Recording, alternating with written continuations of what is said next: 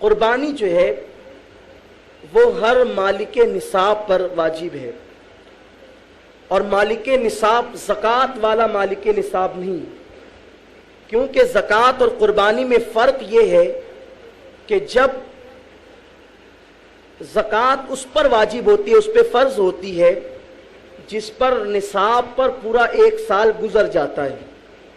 جیسے مثال کے طور پر آج کی تاریخ کے حساب سے چاندی کی جو نصاب ہے وہ تقریباً 14.5 سے 15,000 بیٹھتی ہے، تو زکوٰۃ کس پر واجب ہوگی؟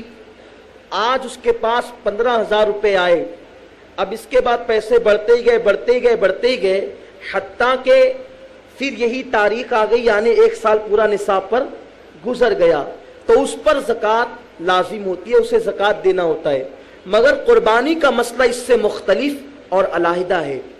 اگر قربانی کے ایام میں، مثال کے طور پر جو قربانی کے ایام ہے وہ 10، 11 اور 12، یہ 3 دن ہے، تو اب 10 تاریخ کو وہ فقیر تھا، فقیر سے مراد مانگنے والا نہیں بلکہ شرعی اصطلاح کے مطابق یعنی نصاب کا مالک نہیں تھا۔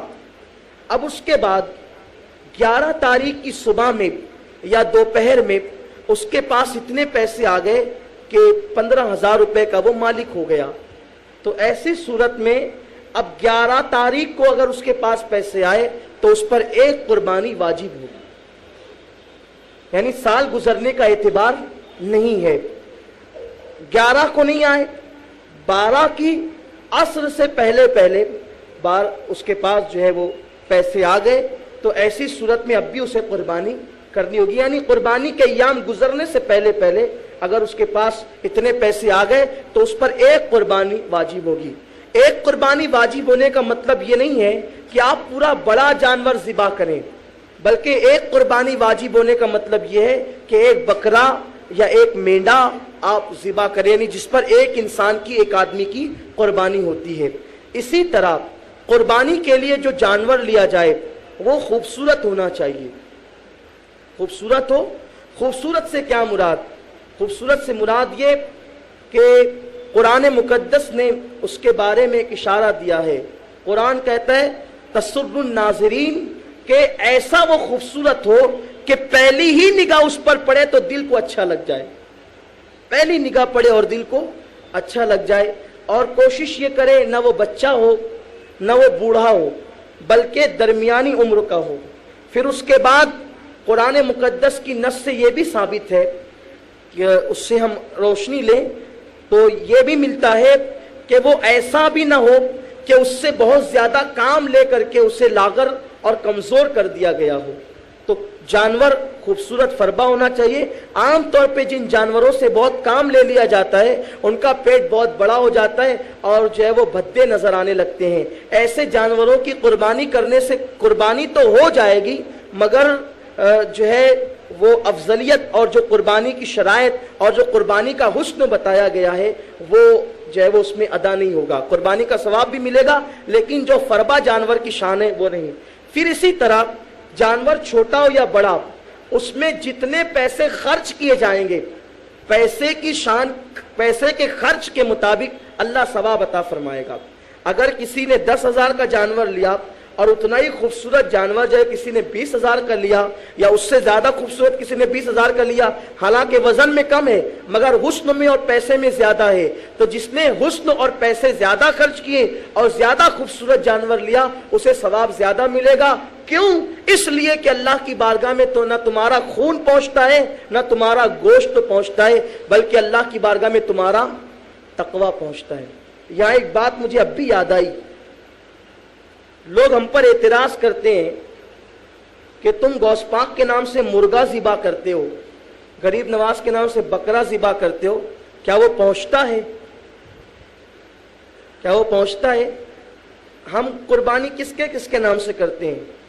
امین القادری کے نام سے جو صبح سے لے کر شام تک ہزاروں گناہ کرتا ہے، ابا کے نام سے جو صبح سے شام تک لاکھوں گناہ کرتے ہیں، مرحومین کے نام سے جو گناہ کرتے کرتے مر گئے۔ تو مجھے بتاؤ کہ جب شرابی، زانی، گنہگار، بے نمازی جب ان کے نام سے جانور ذبح کیا جائے تو ان تک وہ پہنچتا ہے؟ तो अगर गौसे पाक के नाम से मुर्गा ज़िबा किया जाए तो क्यों नहीं पहुंचेगा? गरीब नवाज के नाम से बकरा ज़िबा किया जाए तो क्यों नहीं पहुंचेगा? तो पता चला कि जानवर नहीं पहुंचता, अल्लाह ने तो अल्लाह तक भी नहीं पहुंचता तुम्हारे जानवर का खून और गोश्त, वो तो तुम ही खाते हो, मगर क्या पहुंचता है? दिलों का तकवा पहुंचता है। तो जिस तरह कुर्बानी के जानवर में दिलों का तकवा पहुंचता है, उसी तरह गरीब नवाज और गौसे पाक तक दिलों की मोहब्बत पहुंचती है, जिस मोहब्बत पर रसूलुल्लाह सल्लल्लाहु अलैहि वसल्लम ने शहादत के मौत की बशारत अता फरमाई है। तो जानवर खूबसूरत हो, फरबा हो, तंदुरुस्त हो, बेहतर से बेहतर हो। इसी तरह जानवर में कोई ऐब ना हो।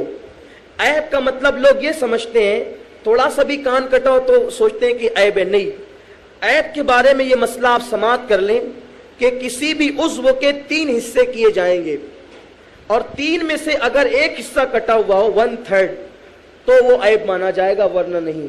इसी तरह आज जो है वो बकरे की कुर्बानी हो तो वो 1 साल की उसकी उम्र होनी चाहिए, बैल की हो तो 2 साल का होना चाहिए, ऊंट का हो तो 5 साल का होना चाहिए। बैल के हुक्म में भैंस वगैरह सब दाखिल है। अब यहाँ पर हिंदुस्तान में हमारे यहाँ उम्र का अंदाज़ा इस तरह से लगाया जाता है कि जानवरों के मुंह चीर कर देखे जाते हैं। जिस जानवर के बड़े दांत होते हैं 2, तो हम उसे 2 साल का समझते हैं, क्योंकि ये तजुर्बे से साबित है। हालांकि शरीयत में ऐसे 2 दांत 4 दांत नहीं है, लेकिन तजुर्बा ये बताता है कि 2 दांत उसी जानवर के होते हैं जो 2 साल का होता है। 4 दांत का होता है तो 4 साल हो जाते हैं, 6 दांत का होता है तो फिर उसकी उम्र बढ़ जाती है और बुढ़ापे की मंजिल में पहुंच जाता है। मगर कभी कभी ऐसा भी होता है कि कुछ जानवर ऐसे होते हैं जो चराई पर नहीं जाते, यानी खेतों में नहीं चरते, बल्कि वो खूंटे पर पलते हैं। अब वो खूंटे पर पलते हैं तो वो जो है वो चूंकि उखाड़ उखाड़ करके घास नहीं खाते। जानवर जब घास उखाड़ता है तो उखाड़ने में सामने के दांत इस्तेमाल होते हैं, तो वो जो दूध के दांत होते हैं वो टूट जाते हैं और फिर उसके बाद में बड़े दांत आते हैं, उसी को 2 दांत और 4 दांत कहते हैं। तो जानवर चूंकि इस तरह उखाड़ उखाड़ कर खाता है, मगर जो जानवर खूंटे पर पलता है, कभी कभी, हमेशा नहीं, कभी कभी ऐसा होता है कि चूंकि वो यूं ही आसानी के साथ खाता है, उसे उखाड़ना नहीं पड़ता, तो वो दांत उसके नहीं टूटते और वो सलामत रहते हैं। तो चूंकि वो जो दूध के दांत नहीं टूटते तो बड़े दांत नहीं आते। अगर उसका पालने वाला, उसका जो मालिक है वो मुसलमान हो और मुतशर्रा हो, अगर वो ये गवाही दे कि मैं शहादत देता हूं कि ये जो जानवर है वो 2 साल का ही है और शरई गवाह उस पर मौजूद हो कि हाँ वाकई ये 2 साल का या उससे ज्यादा है, तो ऐसी सूरत में दांत का एतबार नहीं होगा। मगर शर्त ये है कि उसका पालने वाला मुसलमान हो, उसी घर में वो पैदा हुआ हो बच्चा और उसी घर में वो बड़ा हो और उसका पालने वाला मुतशर्रा हो, वो शहादत दे तब ऐसा। अगर कोई आम आदमी जो माज़अल्लाह मुतशर्रा ना हो और या माज़अल्लाह वो फासिक हो या फाजिर हो या काफिर हो, तो ऐसी सूरत में उनकी बात का एतबार नहीं। और आम तौर पर जो लोग जो है वो जानवरों का धंधा करते हैं तो उन पर तो और भी इस सिलसिले में एतबार नहीं करना चाहिए, क्योंकि धड़ल्ले से मैंने देखा है कि लोग झूठी कस्में कारोबार में खाते हैं। तो इसलिए उन लोगों की गुफ्तगू का एतबार नहीं होगा, जिसके घर में पलेगा उसी का एतबार होगा, और वो भी शर्त पर कि वो मुतशर्रा हो और वो सच्चा हो। मेरे प्यारे आका सल्लल्लाहु अलैहि वसल्लम के प्यारे दीवानों, अब यहाँ पर आप लोगों के लिए दुश्वारी पैदा हो गई। वो दुश्वारी ये है कि भाई क्या करें, हमारे पास 15,000 है तो इन लोगों ने कह दिया कि कुर्बानी वाजिब है।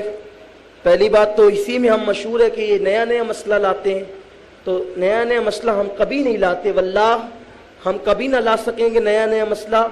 जो नया मसला लाएगा वो माज़अल्लाह सुम्मा माज़अल्लाह अल्लाह की बारगाह में जवाबदेह है। हमारी कौम असल में इससे गाफिल रही है और हमारी कौम ने गफलत बरती, इसलिए उनको बात नहीं लगती है। अब 15,000 रुपये तो जब कुर्बानी वाजिब है, एक मसला और सुन लें, अगर एक घर में कई लोग साहिब निसाब हैं